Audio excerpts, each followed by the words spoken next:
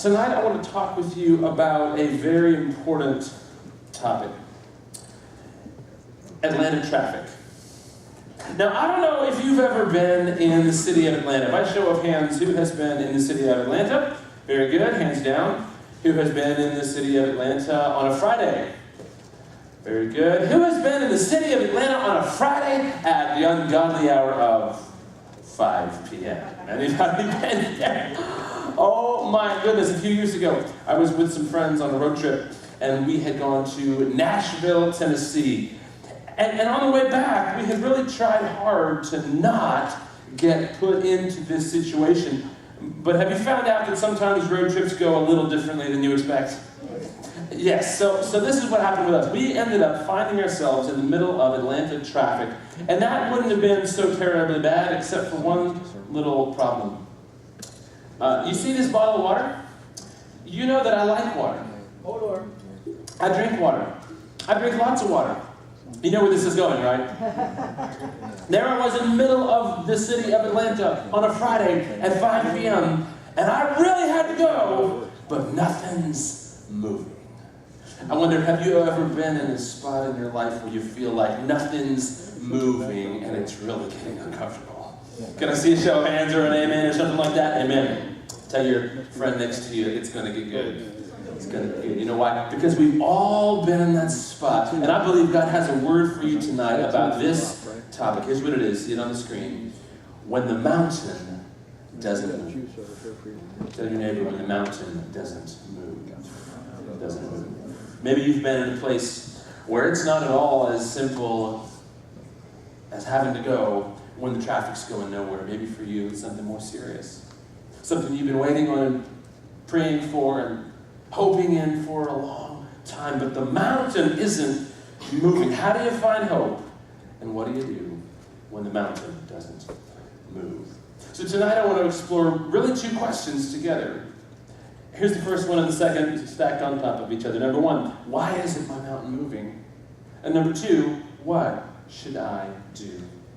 Now, of course, this whole idea of moving mountains comes from none other than Jesus. Take a look if you have a Bible. Matthew chapter 17, verses 19 through 20. Sometimes we have verses on the screen. Other times I strongly encourage you to look them up. If you're still getting familiar with your Bible, you'll see a little cheat sheet on the top. If you get Haggai, Zechariah, Malachi, you're almost there. If you get into Luke, Mark, Luke, John, Acts, you are too far. So, Matthew 17, verses 19 through 20. And now, you got to set the stage for this. Because what has just happened previous to this passage is that Jesus has been taken up to a mountain. He's gone up to a mountain, and he's taken his three closest friends, Peter, James, and John. And they've gone up to this mountain, and there, Jesus is, the Bible uses the word transfigured. Everybody say transfigured. And he is transfigured in a powerful way so that his disciples see his glory. But only 3 of them did. See, the rest of them, I'm going to go with 9. Does that sound right? 12 disciples, 12 minus 3, I think it's 9. We good? 9? Okay. Math was not my strong suit. That's why I'm not an accountant. Right? 9 of his disciples are at the foot of the mountain. They don't get to be up on the summit. They're down on the plain. And the problem is, when you're not at the top of the mountain, things often get a little uncomfortable. Have you found that out in your life? So the 3 disciples that are with Jesus have come down with Jesus, and they come down to a scene of chaos. You see, the 9 remaining disciples had done their best to cast a demon out of this boy. And they'd seen Jesus do it before, and many of them had actually done it themselves before. But for whatever reason, this time, it wasn't happening. And it's into this context of disappointment and failure. It's into this context where Jesus' 9 disciples on the ground must have been feeling, what's wrong with me that I haven't been able to do what I thought I could do? What's wrong with me that I haven't been able to step up to what Jesus has called me to? I thought it was going to be different this time. You know, Jesus steps in and he casts out the demon, and there's a whole another story about that we're not going to get into tonight. But I want to draw your attention to verses 19 and 20. Hopefully you're there. If you haven't gotten there with this much time, I can't help Matthew 17, verses 19 through 20. Here's what it says. I'm reading from the Holman Christian Standard Bible. You follow along in whatever translation you prefer. Verse 19. Then the disciples approached Jesus privately and said, "Why couldn't we drive it out?" Verse 20. "Because of your little faith," he said. "For I assure you, if you have faith the size of a," what's that phrase? Mustard seed. "You will tell this mountain, move from here to there, and it will move. Nothing will be impossible for you." Now, I don't know about you, but that sounds like a pretty cool promise, right? I mean, hey, I can move mountains if I have just a little tiny bit of faith. And this is not the only place that this shows up. Real quick, though, I want to show you. I found this photo, next slide, of that's Mount Hermon. Now, most scholars believe that Mount Hermon, somewhere up on Mount Hermon, is where Jesus was transfigured. Ancient commentators said that it was at that time also covered in snow at the top. So you got to imagine that Jesus is standing and that he's probably pointing. He's saying, if you have faith the size of a mustard seed, you will tell not some generic mountain that you might encounter someday. He points and he says, this mountain. Listen, I don't know what this mountain is for you right now. I don't know what this mountain is, the thing that's a clear and present problem in your life. But Jesus says to his disciples, this mountain you can move. But I don't know about you, but in my life, let me just tell you how this often plays out. Sometimes the more encouraging the promise, the more discouraging it is when it doesn't come to pass. Have you found that out in your life? Yep. I mean, it's great to say, yay, moving mountains, but the more I think about how we're supposed to be making great things happen, the more discouraging it feels when they don't. Now, there was another time that Jesus used this phrase, moving mountains. This was not an uncommon phrase in Jewish culture. In fact, it was said that a good teacher could move mountains with his words. So this was a phrase that Jesus didn't invent, but he co-opted for his purpose. Take a look, Matthew 21, just a few pages beyond where you are now. And in this moment, he has cursed a fig tree. And the fig tree withered. Can I submit to you that I spent hours today trimming a hedge outside? I sure as heck wish I could have just spoken to the hedge and made it get a little decrease. Anybody done some yard work and wish they had that kind of power, right? So he has spoken to this fig tree and it has withered at his command. And the disciples are understandably amused and amazed and saying, hey, what's up with this? And here it is, Matthew 21, verses 21 through 22. Jesus answered them. He said, I assure you, if you have faith and do not doubt, you will not only do what was done to the fig tree, but even if you tell this mountain, be lifted up and thrown into the sea, it will be done. And if you believe, you will receive whatever you ask for in prayer. Tell your neighbor, believe and receive.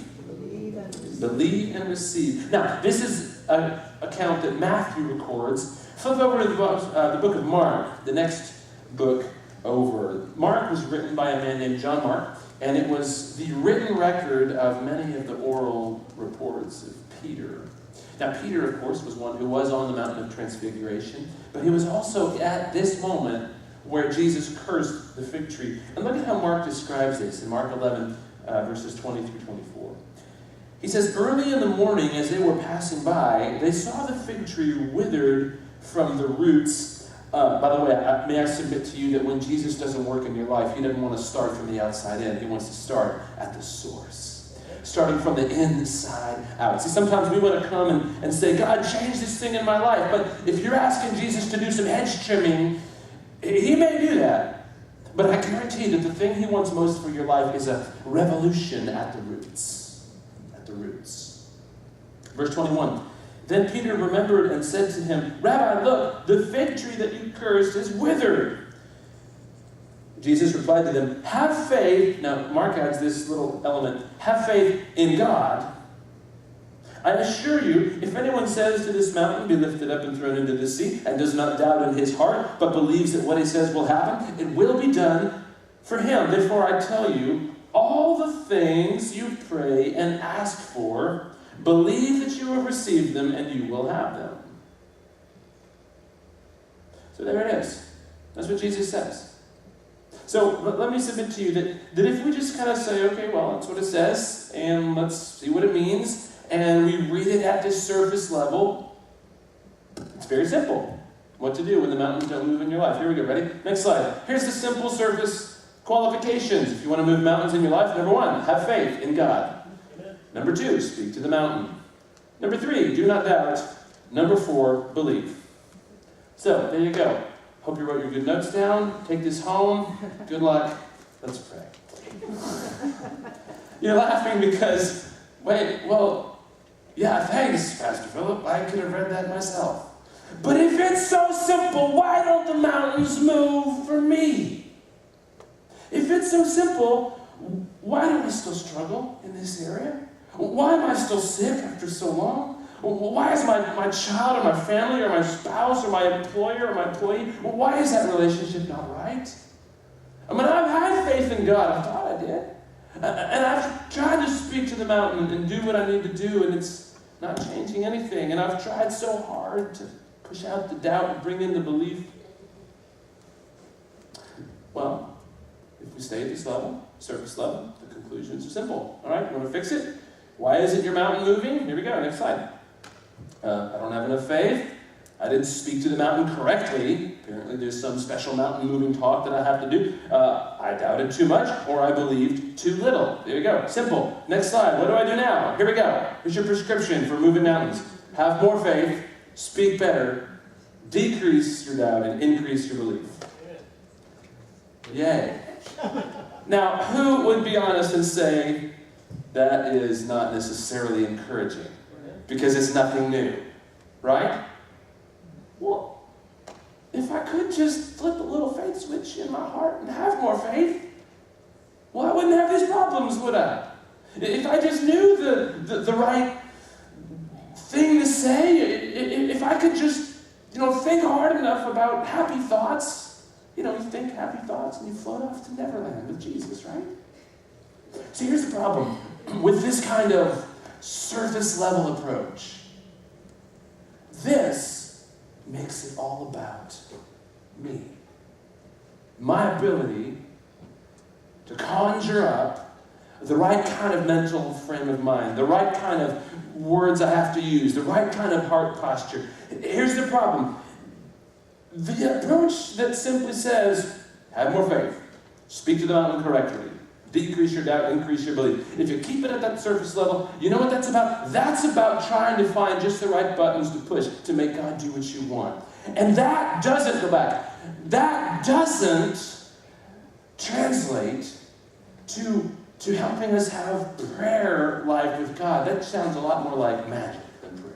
See, magic is all about finding the right formula to get what you want. Magic is all about getting all the little things, the right phrases, and the right, eye of newt and frog toes or whatever. I don't know what you put in potions, right? But some people will preach and teach as if you have enough faith, God has to do everything you choose. That puts you in control of His life. And last time I read, this book says that God's best for you. If you want to flourish in your life, it's not about making God bow to your will, it's about you learning to bow to His. It's not about you controlling God's life, but Him controlling yours, because all His ways lead to life. See, if we just take this passage at strictly face value, then that produces a life that has a lot less humility and trust in God, and it approaches God as if He has some magic prayer piñata, and if you can just come up with the right stick, you can hit it and get it to do what you want. Now, once again, the theme of honesty in church. Who would kind of like that to be the case? I would love to be able to have just the right words to say, and everything happens the way I choose. But have you found out that some of the things that you would have chosen ended up to have been the worst things ever? I remember I was in middle school. Oh, God forgive us for being in middle school. I was in middle school, and I was convinced that I was going to marry Crystal Bohan. I mean, she was on my soccer team, and she was just all that. Now, I'm sure she's a lovely person, but she ain't nothing compared to my wife. Can we disagree with that? Amen. My lovely wife, she's walking out to take care of our baby. She's so good at that. Love her. Here's the thing. Sometimes we approach this and we want to have just the right formula to plug in to get the result we want. But that's like arithmetic. 2 plus 2 equals... 16. That was terrible. Let's try that again. 2 plus 2 equals... 4, of course. And yeah, here's what I submit to you. Watch this. Next slide. You can't expect arithmetic faith to sustain you in an algebra world. Have you found out? There's always... You remember algebra? X plus Y equals Z or something like that. I told you, I'm not a math guy. See, the thing with algebra is there are... What makes algebra algebra? Starts with a V. Variables, right? I remember going, in high school and college and stuff, learning algebra, and it would sometimes be so frustrating because there was a variable I was missing. And I know that's kind of the point of algebra, to figure out the missing variable, but I don't want to do that in my life. I don't want to have to admit that there's a variable, or 2, or 20, or 2 billion that I don't understand. But have you found out that's the case? Listen, if you come to God expecting arithmetic faith to sustain you in an algebra world, you're missing it because there's always one more variable you know nothing about. So maybe, just maybe, the surface level of this passage is not the place we need to be. But maybe there's something deeper that God has for us tonight. Tell your neighbor, let's go deeper. Let's go deeper. No, seriously, tell your neighbor, let's go deeper. We could all just go home if y'all don't want to play. I'm just saying. Let me invite you to take a look at this. Next slide. I was doing some researching about geological events, because I thought about this for a minute, right? Taking this passage at face value, oh great, I could tell a mountain to go crash into the sea. One more slide, next slide. Here's what he says, Mark 11:23. If anyone says to this mountain, be lifted up and thrown into the sea, and does not doubt in his heart, but believes that what he says will happen, what does he say? Will be done for him.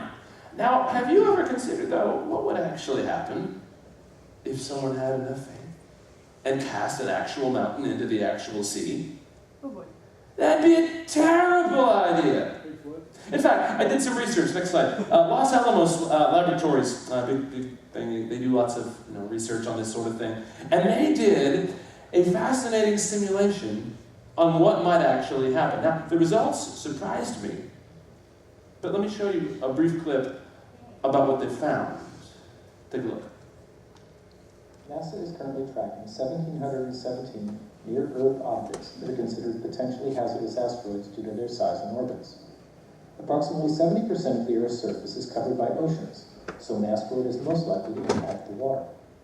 An ocean impact within 10 to 20 kilometers of a populated coastline would be devastating, causing severe flooding, destructive shock waves in the air, high temperatures, and hurricane-force winds. The threat from an ocean impact far from land is more difficult to assess. In particular, we want to know if destructive waves created by an impact can travel long distances to populated shorelines. To understand these threats, NASA held the second international workshop on asteroid threat assessment, focusing on asteroid-generated tsunamis. As part of this effort, scientists from Los Alamos National Laboratory are using high-performance computing to investigate how an asteroid's kinetic energy is transferred to the atmosphere and ocean. Los Alamos scientists ran an ensemble of 3D simulations, varying the asteroid's size, the angle of impact, and whether or not the asteroid exploded in an airburst before impact. The height of this airburst was also varied. All right. We used X-ray. We can turn it off from there. Because it's another 5 minutes, and I'm sure he's a great guy, but that guy's voice is really boring. Here's what I found out. They discovered that if an asteroid, which, basic mountain-sized asteroid, were to fall into the sea close to land, here you go, have a ready-made disaster movie. But they discovered that if the asteroid landed far out at sea, it would not necessarily create the kind of tidal waves you might expect. The energy would be dissipated. But the problem was, what would happen was billions of tons of water vapor would be cascaded into the atmosphere, causing massive amounts of weather pattern shift, climate change, and all sorts of terrible things. So let me just submit to you, is it possible that Jesus was literally encouraging us to cast mountains into large bodies of water? I would think so. See, when you read some of these things, it's important because we know that he can't literally be talking about casting actual mountains into actual oceans, because think of all the lives that would be affected, the devastation that would take place. And if he was giving the keys of such geological control to flawed human beings, I would question his wisdom as a creator. Now, that's talking about big things. But what about the little things? Because I'm pretty sure there's not a person in here who's ever actually considered casting a real mountain into the ocean, right? Anybody done that? Yeah, I didn't think so. Because we know it's done. But we ask for little things in our life, right? God, I'm not asking for you to change the course of history. I'm just asking for you to make a change in my life. And yet, sometimes the smallest change produces the biggest impact. And I found out with an extensive research project I did by watching Marvel's Agents of S.H.I.E.L.D. Very important, deep, theological research here. Anybody watch Agents of S.H.I.E.L.D.? I think it's a great show. So in Agents of S.H.I.E.L.D., you have this government organization that saves the world and whatnot. But there was a fascinating plot line where there was a virtual world, like the Matrix, and it had been created, and some of the people got put into it, but there was a key element of this world that made it unique. When a person was put into it, they were allowed to have removed from their story whatever was their greatest regret. So I wonder, if you think back at your life, regrets. They say live without regret. Maybe you can, maybe you can't. But I'm sure there's all things that we would have perhaps chosen to do differently if we had the opportunity. And yet in this plot line, I thought it was ingenious the way the writers carried it. The interplay of all of these different regrets being removed created a world of chaos and oppression and tyranny. There was this organization called Hydra, which was basically a Nazi-type organization that oppressed the world because that one thing had been changed. But the interplay between them made all the difference. Here's what I found out, not just from this, but thinking through it carefully. Small changes can have huge impact, for better or for worse. If you're taking notes, you can fill that in. So, great. Where do we go from here? Because we still haven't really answered the question, why aren't my mountains moving and what should I do now? So let me submit to you 4 things to consider that perhaps we can find hope in and find some guidance for tomorrow. First one, maybe your faith is lacking. So we looked at that in the beginning and said that was one of the elements. Well, maybe it is. He did say have faith. But here's what I found out, that it's not necessarily the amount that matters most, but it's the focus of your faith.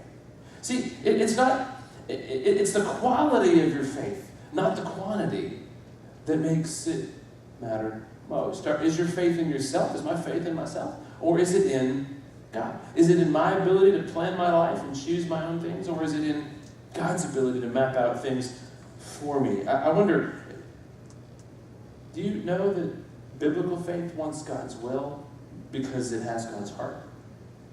See, when Jesus is saying have faith, he's not just saying think really hard about something that you want. Biblical faith is all about seeking his kingdom come and his will to be done on earth as it is in heaven. Why? Because it has God's heart. See, this is what separates what we believe from the name it and claim it style of teaching. There's people out there, I've literally heard, I saw a video of some woman saying that she had prayed and she had been able to control the weather multiple times. Now that's cool, but I heard an interesting science podcast this last week that commented on if we had the ability to control the weather, the incredible amount of conflict that would cause. Because I may want a nice sunny day because I'm going to the beach, but my neighbor may need a thunderstorm to water his lawn. So now we're just going to end up finding something new to fight about. Biblical faith is not about choosing what you want and constantly pounding God for it. It's about wanting his heart to change your desires. You've heard that passage that says, delight yourself in the Lord and he will give you what? The desires of your heart. If you don't do the first part, delighting yourself in the Lord, you won't get the second part. Not because he's waiting for you to rack up enough delight points, but because the more you delight yourself in God, the more your desires become the same as his. Biblical faith wants God's will because it has God's heart. Now, one thing to notice on this, by the way, some of you have heard me teach this before, others not. Faith, you got to remember that faith isn't just really, really, really strong belief. Like, I'm just going to believe really hard. Belief is in it. Watch, here's an equation we like to use. Belief plus action equals faith. Right? If I believe that I can walk on water, that's cool, but it isn't faith until I do what Peter did. What did Peter do? He took a step. It's the action that converts the belief into faith. We could go and explore and explain that more, but we don't have time. Read the book of James. He talks about this a lot. So here's what we take away from this, right? Maybe the mountain isn't moving because your faith is lacking. Sometimes that happens. So what do? Here it is. When the mountain doesn't move, start climbing. See, maybe the mountain that God has in your life is waiting for you to take a step to begin the moving process. We find this in the Old Testament, the book of Joshua, in Joshua chapter 3, verses 12 through 17. I'll just read it to you, although you could always follow along if you're really fast. Joshua, the people of Israel are getting ready to enter the promised land, but there's a problem. There is a massive river, and the text tells us that, verse 15, the Jordan overflows its banks through the harvest season. It's painting a picture that this was not just an ordinary obstacle, but this was a varsity level. This was a supersized obstacle. But the Bible tells us that in verse 15, as soon as the priests carrying the ark reached the Jordan, their feet touched the water at its edge. And the water flowing downstream stood still, rising up in a mass. It goes on, verse 17, the priests carrying the ark of the Lord's covenant stood firmly on dry ground in the middle of the Jordan while all Israel crossed on dry ground until the entire nation had finished crossing the Jordan. What's the point of the story? The point of the story is the water didn't stop till the priest stepped in.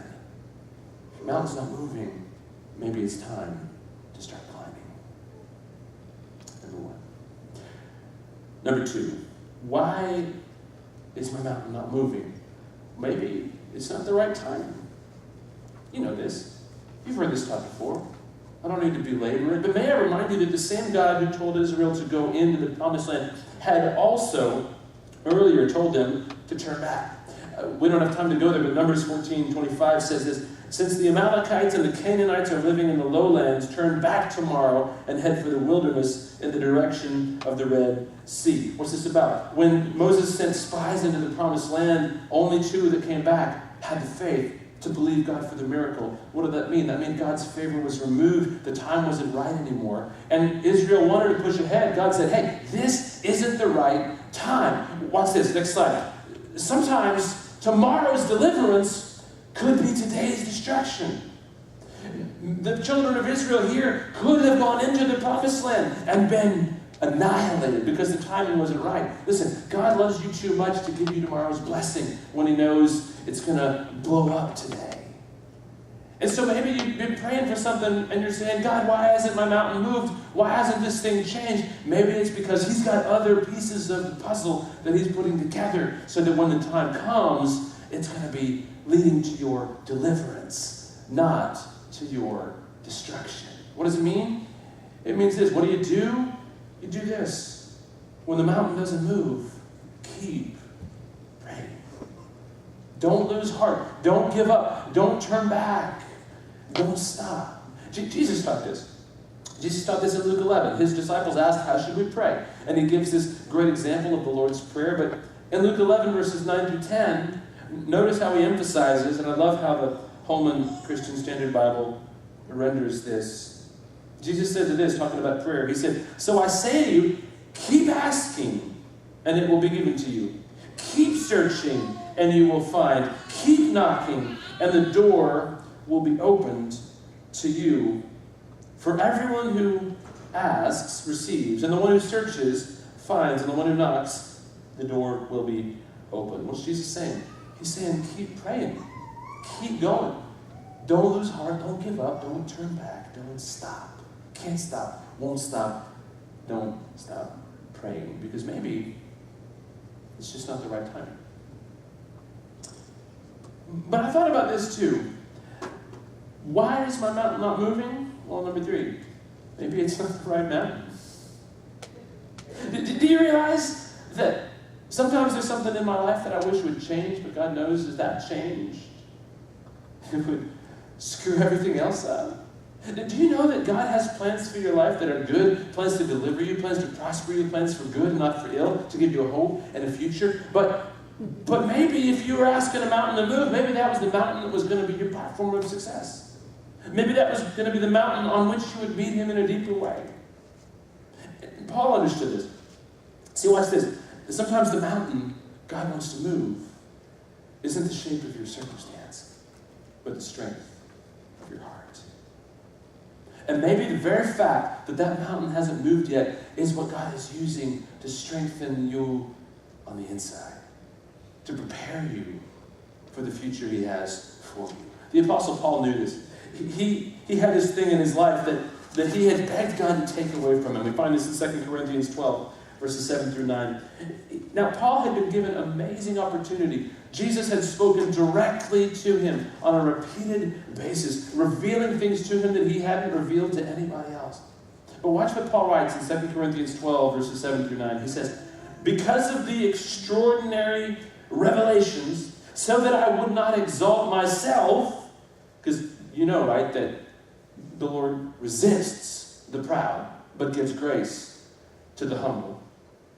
"So that I would not exalt myself, a thorn in the flesh was given to me, a messenger of Satan to torment me, so I would not exalt myself. Concerning this, I pleaded with the Lord 3 times, take it away from me." So listen, you got to picture this. Listen, don't let the familiarity with the passage take away the power of the truth. You got to know that Paul is serving God. Paul is following God. Paul is doing everything he can, and he's walking by faith, and he's seeing miracles happen right and left all around him.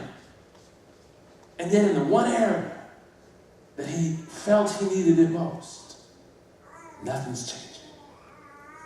And remember, he comes to God and he says, "Please God, nothing." Comes to God again and says, "Please God, nothing." Comes to God and he says, "Please God, nothing." Have you been there? That thing in your life that you've been praying for God to move and to change and to shift? Nothing. And it's nothing. And it's nothing.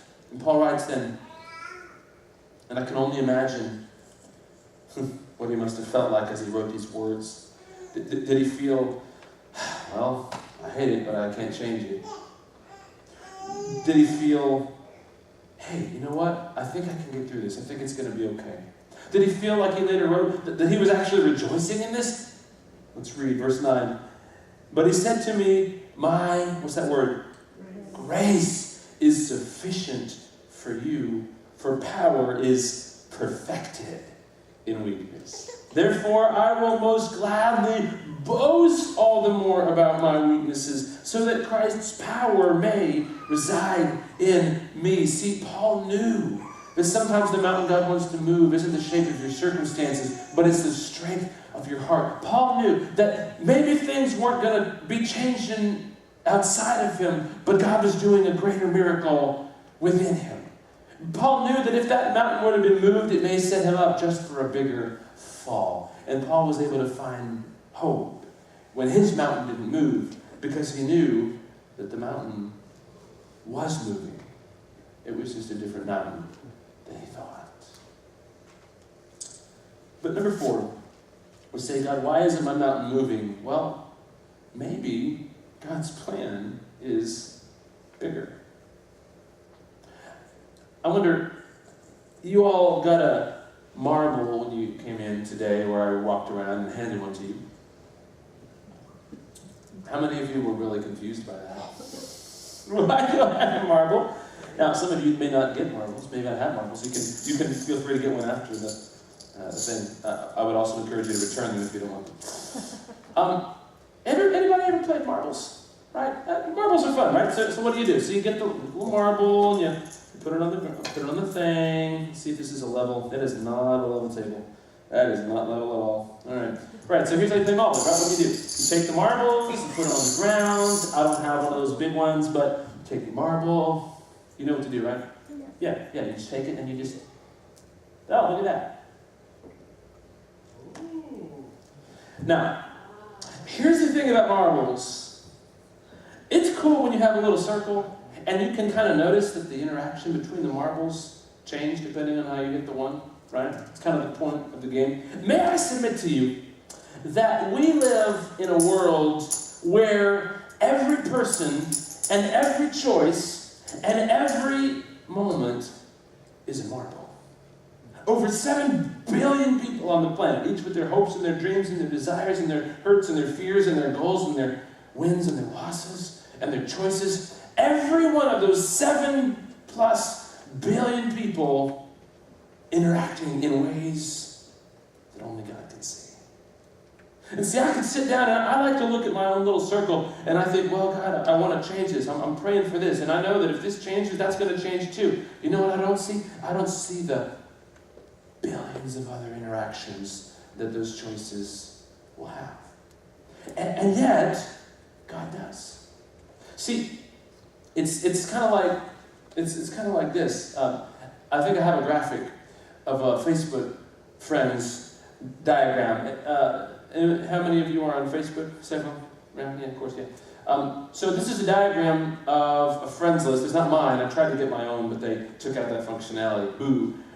This is an extremely small graph, but you see it's color-coded and there's connections there. Years ago, before Facebook took out the ability to do this, I actually did this on my own set of friends. I was astonished at how many people I knew other people that I didn't know that they knew. Have you ever had that happen when you have a conversation and you say, oh, I didn't know you knew them, right? That happened to me today. We had this couple, Chad and Jill, and they helped out. And I just met them a few weeks earlier at Financial Peace University. And I found out they live on the same street as my wife's grandparents, Mitchell and Myrna, and her aunt and uncle. And they're a cousin of, some of you know Trina Thorson Everhart. They're her cousin. Oh, and also a cousin of Heather's sister-in-law. Like, all these connections I didn't realize were there. Listen, do you know that the change that you're begging God for, you think it's going to be such a great thing for you, but maybe there's connections within that web that you don't understand, but God does. And maybe the change that you're begging Him to do is something that will cause damage in a place that you can't see.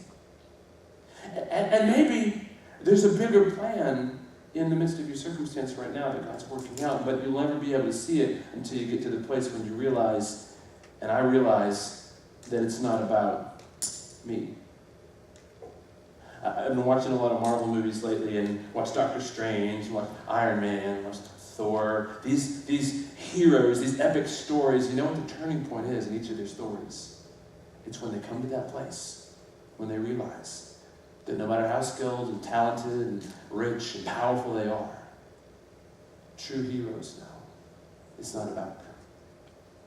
Do you know that God destined you to be a hero? He destined you to be used by Him to do things. And they realize this, the way to discover true peace is to realize you're not the point. The point. Joseph realized this. You know the Joseph story. His brothers threw him in a pit. You think he didn't pray? Think he just sat there and said, oh, I guess it's good. Of course he's praying, God, get me out of the pit. He gets out of the pit, where does he go? He goes into slavery in Egypt. Locked up in slavery then. You think he didn't pray in Egypt? Of course he prayed in Egypt. And then what happens? He gets thrown in jail for something he didn't do. He's rotting in prison now. Then he's forgotten in prison. You think he didn't pray? How many times do you think he prayed, God, I thought I did what you asked me to. I thought I was doing right, and my mountain isn't moving. And yet, Joseph finally realized, listen, not just that God was doing something for him, but that God was working out something greater through him. Watch this, Genesis chapter 50, verses 19 through 20. Joseph's brothers have come and they're begging for forgiveness for selling him into slavery. Now that Jacob, his father, was dead, they thought that this was the moment that Joseph would exact vengeance on his brothers. But Joseph said to them, don't be afraid. Am I in the place of God? You planned evil against me. God planned it for good to bring about the present result. Now pause. So many times I've heard this taught, I've probably taught it myself, that hold on because God's got something better for you. And I believe that's true. Every stage of Joseph's journey, he'd have been encouraged to see that God was going to raise him to power. Because he would like a little more power and control in their life, right? Of course. But Joseph realizes that the biggest blessing wasn't what God did for him. But here it is. The survival of many people. Joseph realized the way to discover true peace is to remember that he's not the point. So may I encourage you, this big idea from this whole time, maybe you've got things in your life that aren't changing and that aren't moving. I'm going to invite the band to come back up. Maybe you've got things that are stagnant in your life, but when the mountain doesn't move, remember, God sees the whole range. He sees every peak and valley. He sees every traveler on their journey. He sees the connections between them like a great web. And he's watching the whole range, and he's got the whole range, in fact, the whole world in his hands.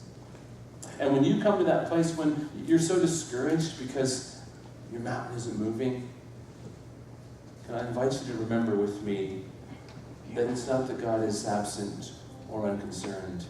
It's that God loves you too much to let you settle for the little goals of your own life. He wants you to find greater peace and meaning in being a part of the whole tapestry.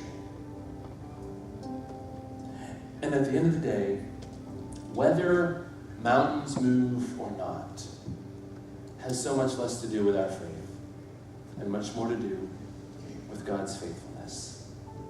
And can I remind you that He is so faithful? And we know this not just because the book tells us and not just because we feel it, but because He proved it with the blood of Jesus. So tonight we come and we're going to observe communion together. I'm going to ask our ushers to come, get ready to serve. And as we do this, may I remind you that the central core of what we believe is that we serve a God who not only sent His Son, but became the Son Himself to give of His life. Not because we were so amazing in ourselves, but because we were so desperate for a Savior. And the Word says that while we were yet sinners, Christ died for us. We sang this morning, we sang earlier this evening, that I am a friend of God. But you were not a friend of God in the beginning. You were His enemy, and I was His enemy. And yet, God so loved the world that He sent His only Son, so that whoever believes in Him will not perish, but will have everlasting life as a friend of God. We're going to pass the elements. I encourage you to take one of each and hold on to them for a moment. We'll partake together, and we'll sing. So friends, whatever mountain you're facing tonight, as you take these little symbols, this little plastic cup of juice and this little flat wafer, would you join me in letting these little symbols remind us of the greater significance of a God who loved you so much that He gave it all for you? Whatever the mountain is you're facing, He knows it. He's seen it. He's seen the end from the beginning. And He's loved you every step of the way. There's never been a path you've chosen that He hasn't been there with you. There's never been a failure you've experienced that He hasn't cried for you and with you. There's never been a hurt that He hasn't longed to heal in the best way possible. And we come now to remember